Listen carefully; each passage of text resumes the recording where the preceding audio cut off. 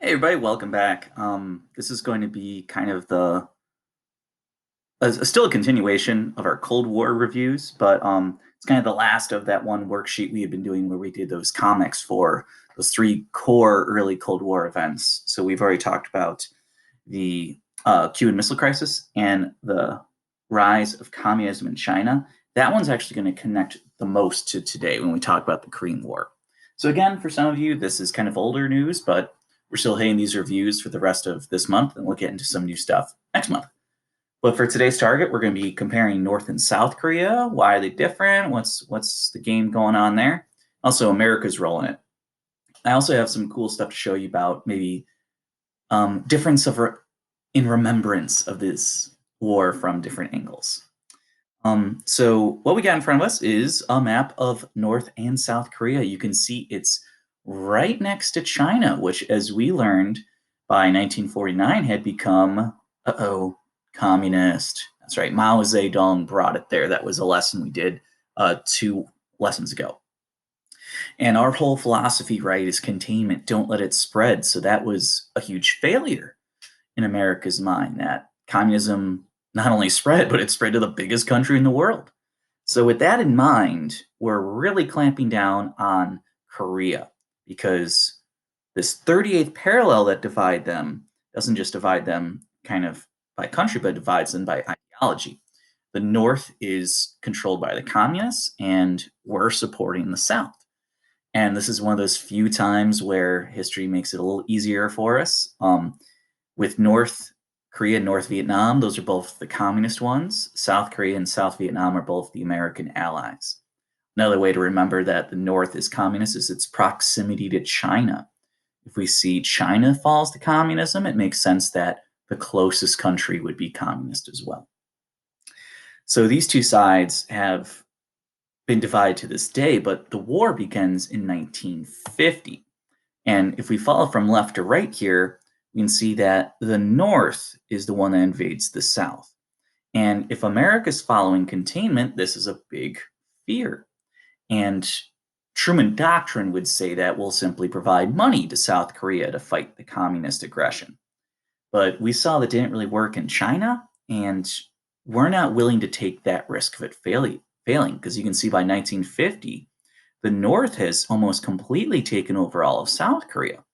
So this is where we actually go beyond containment, beyond Truman Doctrine, and we sent U.S. soldiers. It's actually the first time the armies desegregated. And you can see that once the U.S. soldiers arrive, you have a complete change of fortune in the war. Oops. So much so that the Chinese are actually afraid that the US is going to keep going into China. So now China jumps in. And after 3 bloody years of war, you can see how this 38th parallel line is pretty darn close to how it was at the start of the war. Here is it 1950. Here is it in 1953.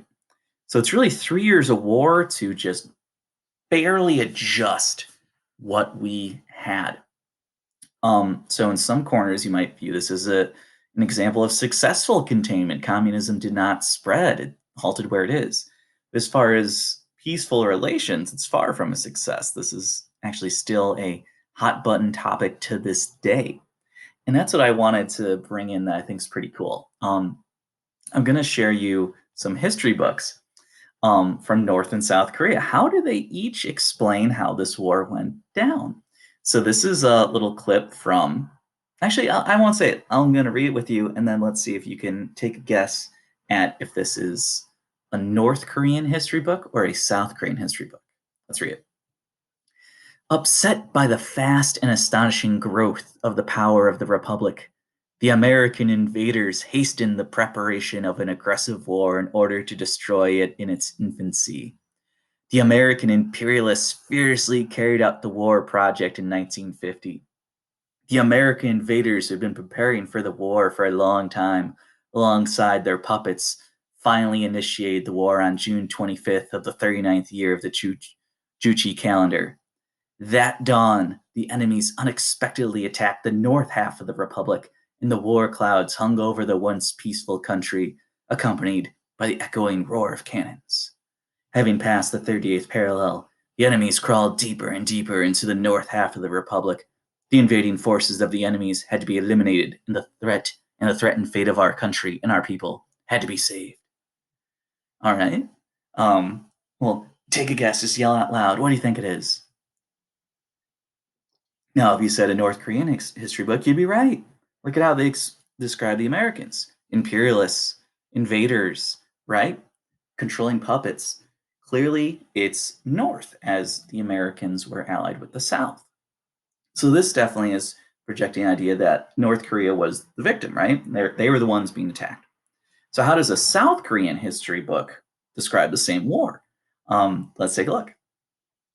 When the overthrow of the South Korean government through social confusion became too difficult, the North Korean communists switched to a stick and carrot strategy. Seemed to offer peaceful negotiations, they were instead analyzing the right moment of attack and preparing themselves for it.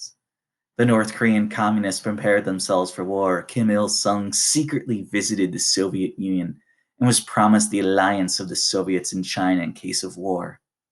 Finally, at dawn on June 25th, 1950, the North began their southward aggression along the 38th parallel. Taken by surprise at these unexpected attacks, the Army of the Republic of Korea fought courageously to defend the liberty of the country. The armed provocation of the North Korean communists brought the UN Security Council around the table. A decree denounced the North Korean military action as illegal and as a threat to peace, and decision was made to help the South. The UN Army constituted the armies of 16 countries, among them the United States, Great Britain, and France, joined the South Korean forces in the battle against the North. Very, very different, right? Both history books claim the other side was the aggressor and they were the victim, the defender. And what we see here is a great example of never quite just buy one story of history. You always want to look at multiple avenues to try and get the full picture because everyone has a bias, right? Even our own history books have bias, and it's something we always got to keep in mind. The Korean border, the 30th parallel today, is still hotly contested. It's the largest militarized border in the world, and it's been under a few different changes, right? Like we even had Donald Trump visit the North Korean leader, rather, well, not recently, but his time in the presidency. And there has been some positive steps towards maybe not unification, but better